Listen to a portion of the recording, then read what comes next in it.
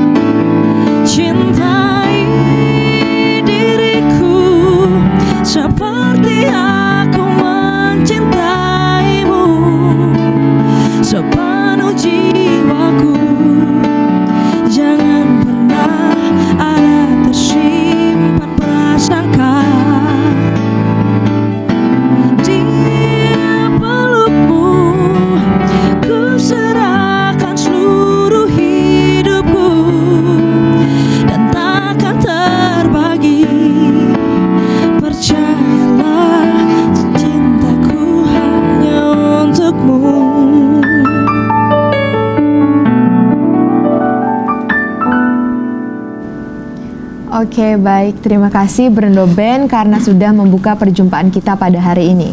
Halo pemirsa TVRI Bengkulu, apa kabar? Semoga selalu dalam keadaan sehat dan tentunya masih semangat dalam menjalankan ibadah puasa.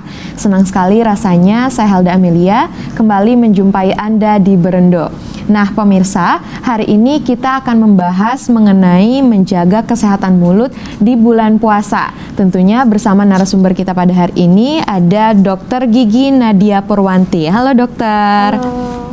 Apa kabar dok? Luar biasa. Luar biasa, baik. Iya. Masih puasa ya dok ya? Alhamdulillah masih lanjut. Masih puasa. Nah dokter, hari ini kita akan membahas bagaimana caranya supaya tetap menjaga kesehatan mulut di bulan puasa nih dok. Tapi yang pertama kita mau tahu dulu nih dok, sebenarnya asal dan apa penyebab dari bau mulut itu sendiri dokter. Silahkan dok. Iya, selamat sore buat pemirsa TVRI. Jadi sebenarnya penyebab bau mulut itu ada banyak sekali ya. Kita fokus kepada selama bulan Ramadan nih. Kenapa sih selama bulan Ramadan ini kok kita sering mengalami bau mulut? Itu karena kita kan selama kita berpuasa, tubuh kita itu kan kekurangan cairan ya. Lebih tepatnya tidak menerima asupan cairan selama dalam waktu yang cukup lama, 13 sampai 14 jam.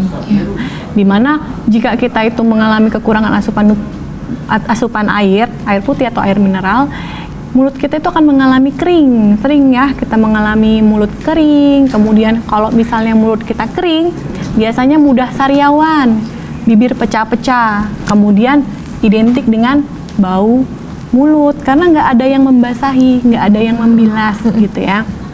Sehingga memang untuk mengurangi hal itu ada beberapa tips nih yang bisa kita lakukan untuk menghindari bau mulut selama bulan puasa. Yaitu yang pertama, cukup minum ya.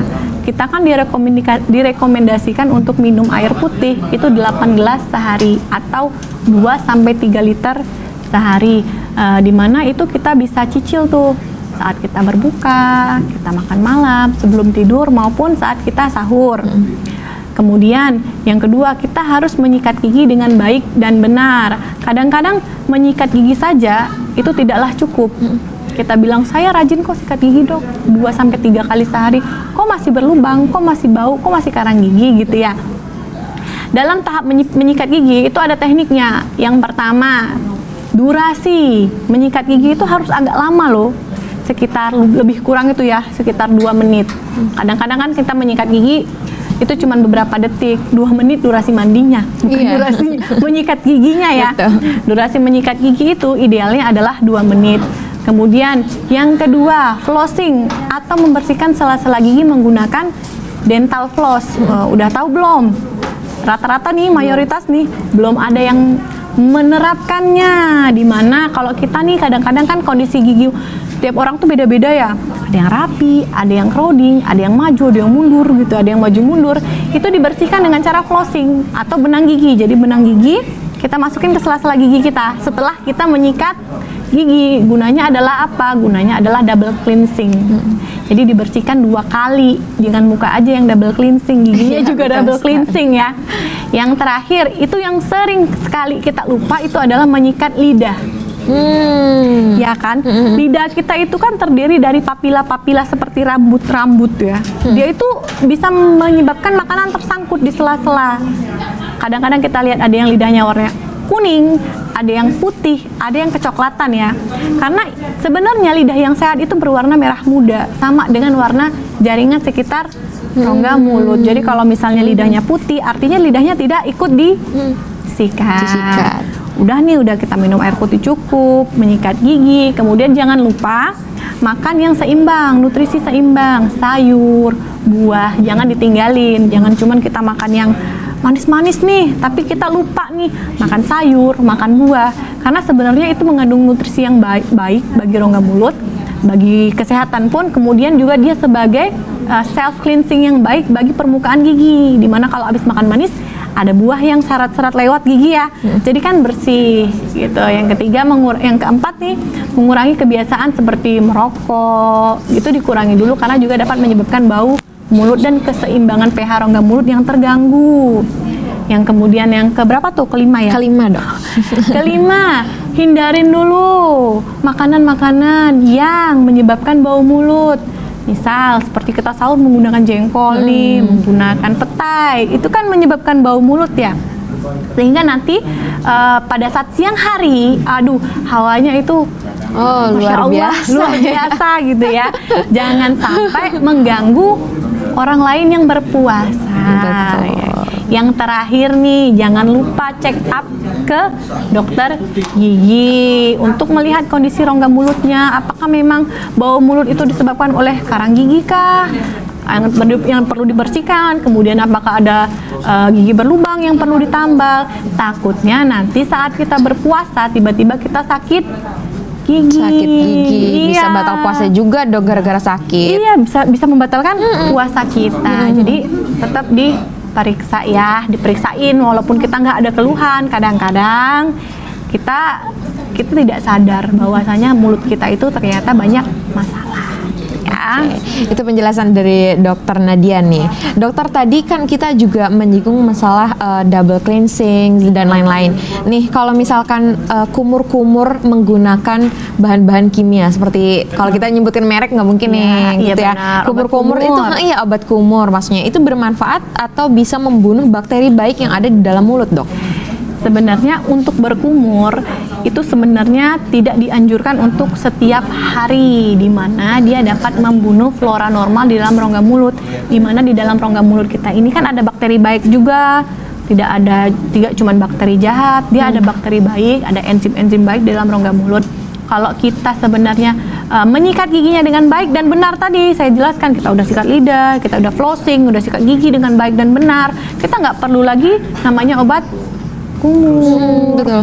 Apalagi obat kumur itu mengandung alkohol, itu sangat tidak baik, tidak dianjurkan kecuali dalam kondisi-kondisi gigi tertentu. Misal bau mulut yang sangat hebat, atau orang itu ada kelainan apa gitu yang memang dianjurkan oleh dokter giginya untuk menggunakan obat kumur gitu ya. Oke.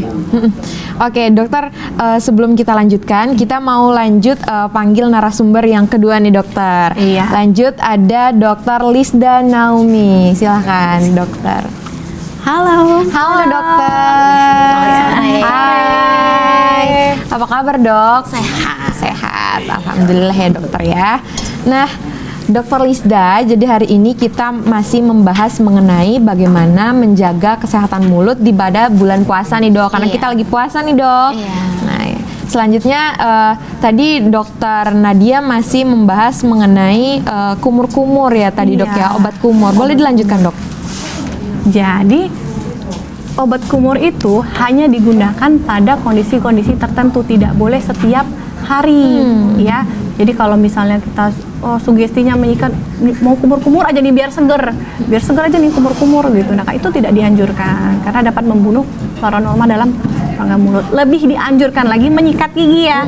Untuk apa kita kumur-kumur tapi kita tidak membersihkan gigi dengan benar. Kita tidak pernah check up ke dokter gigi. Obat kumur nggak bisa membuang karang gigi. Obat kumur tidak bisa menutup lubang gigi gitu ya. Betul sekali. Jadi menggunakan obat kumur itu baik, dokter ya, tapi Iya. tidak boleh berlebihan dan harus perbanyak sikat giginya. Iya benar. Betul. Lanjut kita lanjutkan ke Dokter Lisda. Dokter Lisda nih, kita kan lagi puasa nih, dok. Nah, makanan apa nih yang direkomendasikan untuk dikonsumsi supaya kesehatan mulut kita tetap terjaga, dok? Silakan, dokter. Sebenarnya kalau kita berbicara topiknya kesehatan mulut, sebenarnya ada di ranah dokter ya, dok ya. Tapi kita saling kombinasi ya, dok ya. Sama dok. Kadang-kadang dalam kesehatan tubuh itu akan muncul di mulut dok. Iya, betul sekali. Jadi karena memang kan kalau kita melihat topiknya ya kesehatan mulut, maka yang paling dekat sih penyebab dari masalah di mulut itu ya pasti berasal dari gigi gitu.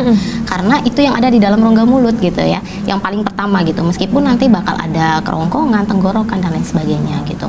Nah, kalau kita berbicara tentang makanan apa sih gitu ya yang baik dikonsumsi untuk kesehatan mulut dan daerah sekitarnya rongga mulut seperti itu, tentunya adalah adalah makanan-makanan yang mengandung zat gizi yang seimbang gitu, terutama adalah makanan yang tinggi serat dan juga vitamin seperti itu. Misalnya nih makanan yang tinggi vitamin C kayak buah-buahan gitu ya, seperti misalnya jeruk hangat contohnya, kemudian juga dari perasan air lemon misalnya seperti itu ya. Nah, ini tentu adalah yang kandungan vitaminnya itu tinggi dan alami seperti itu. Dan ini akan jauh lebih baik.